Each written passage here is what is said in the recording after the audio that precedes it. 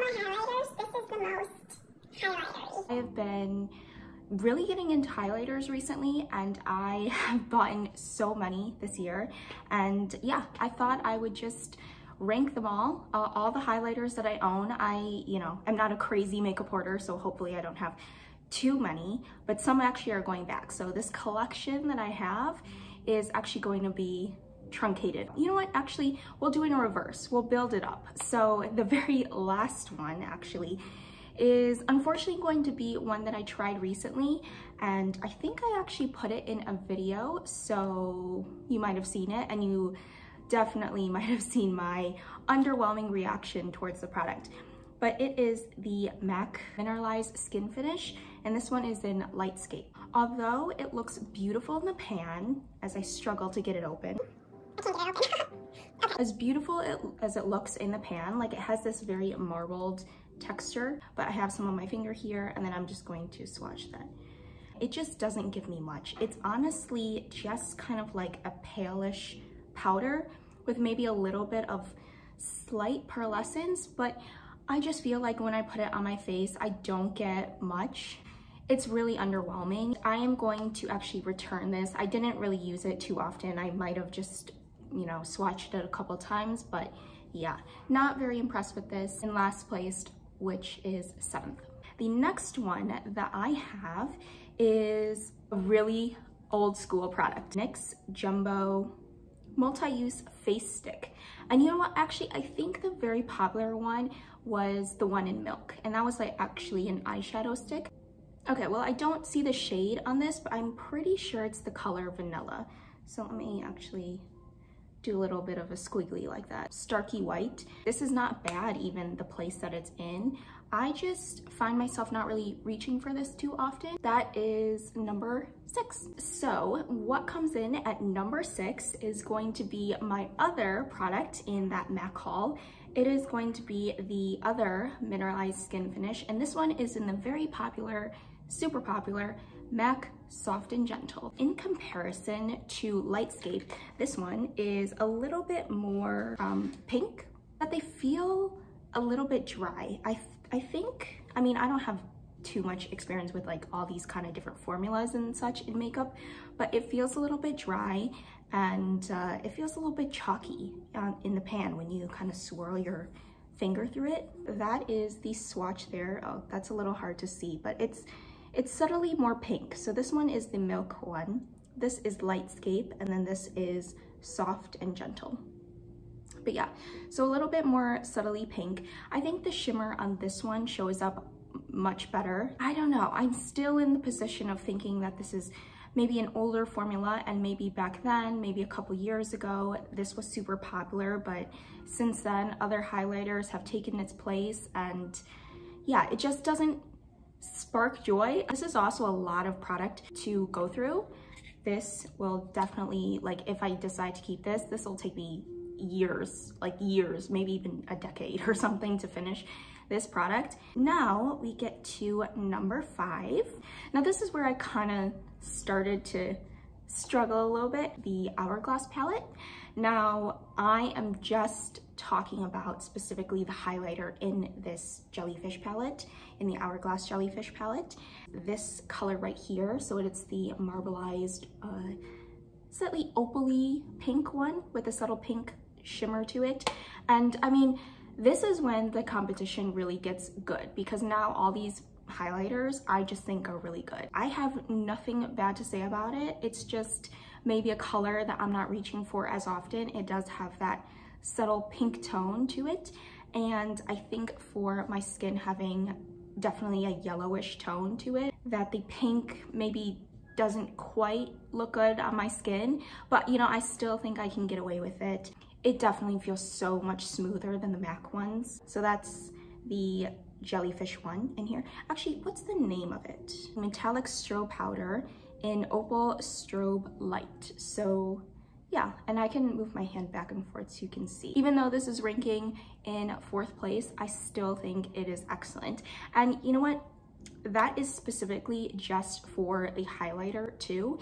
If I was to say the whole palette, I would put this palette like way higher because this has almost all of the like powder things that you need on your face. You have a bronzer, you have blushes, you have the finishing powders, you have a highlight. I think that this palette, I'm very happy I got this palette, and I have no buyer's remorse at all. I do not, you know, regret buying this whatsoever. I'm very happy that I got it, and especially that I got it on sale. Number 3 is going to be Rare Beauty's highlighter. Oh, I thought there was a fancier name for this, but it's just highlighter, I guess, in Exhilarate. So this is the gold one. I had the Enlighten one, but I have another product that is very similar to it, so I actually returned the whiter shade one. But this is the more gold shade, and I do think that this goes with my skin tone very well. Also with my top. It's a very gold kind of look. If you want highlighter, like if you want a she has highlighter on type moment, you want this. This is, out of all my highlighters, this is the most highlighter-y, but this is very, like, you will see it. You will definitely see that somebody has this on their face. It definitely lives up to the hype, and when I first got this, I was like, ooh, I'm keeping that. I definitely am keeping that. But you might be thinking, why is this number 3? What are number 2 and 1? Number 2 is the r.e.m. Beauty, and I featured this in the current favorites or recent favorites video that I did. And this is the highlighter topper in Miss Mercury. I love the tone. Here, let me actually pull up both of them so you can see the difference between the Rare Beauty and the r.e.m. Beauty. So this is the difference in tones. It's pretty similar actually, like it does feel very gold toned right now. And yeah, so this one definitely is a little bit more gold, like traditional gold. This is gold, but a little bit leaning pink. Pretty smooth. Definitely all these powders now are a lot smoother than those 2 MAC ones. That's why I'm not really excited about the MAC. So this is the Rare, or no, this is the Rare, and then this is the r.e.m. So as you can see, r.e.m. definitely still has a little bit more pink to it, whereas Rare is more bronze, or more gold, I should say. The reason I like this more than the Rare Beauty is honestly just the color. I think the color, even though I do have very much yellows in my undertone and gold looks good on my skin tone, I still kind of prefer this more subtly cooler tone one. I don't really have necessarily a rhyme or reason. I just think it looks ever so slightly better. But you know, there's some people that really just love the gold, and if you know, have a lot of gold in your wardrobe, if you wear a lot of deep, rich colors, and you wear a lot of gold jewelry, I think that the Rare Beauty would be excellent for just an accent piece, and just to like bring out all those colors in your skin and the clothes that you wear. The r.e.m. Beauty one is, I would say, maybe a little bit more neutral, you know, slightly pinkish. All right, so number 1 coming in is Dior Backstage. I'm actually not sure the name of it. Glow Face Palette, and this is the universal one. It says universal, so I'm hoping it's just universal. It's the baseline, and I hope it works for me. This comes in a palette of 4 different highlighters. We have the white one, which is strobe white. We have this one, strobe gold. We have blush pink and blush bronze. So yeah, I'm actually not really sure why they called this a blush. It's just kind of a bronzery, shimmery color. The formulas of these are really good. I really like them, they're smooth. I do find that I kind of want to get past the, I guess, embossment on the Dior, because sometimes it feels, you can feel the texture basically.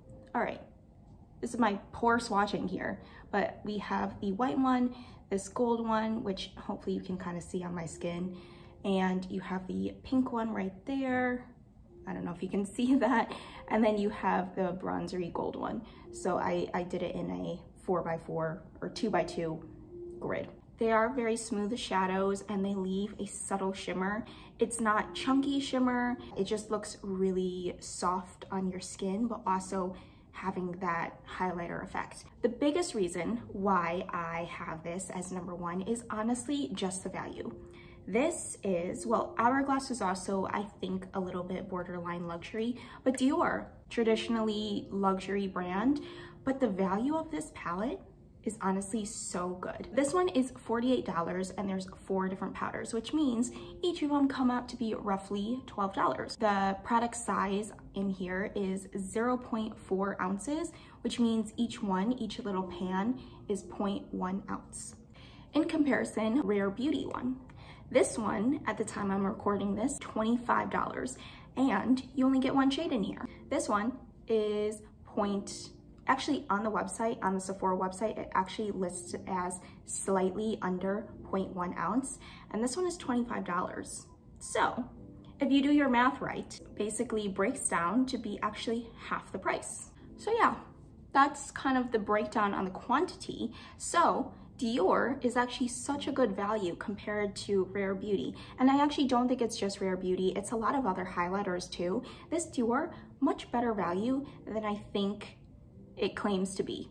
It's 4 different highlighters at a comparable quantity size, and it's only $48 compared to this, which is 1 pan, which is already $25. So if you get 2 of these, then it's like $50, and that is already more than the whole price of this guy. So I think that this Dior palette, it's really good. It's really good if you want it. So that is my ranking of my highlighters. I am kind of hoping to do other categories as well. I have a couple of other categories in my brain. I just haven't decided necessarily to do them yet. But yeah, that's it, and I hope to see you guys in another video.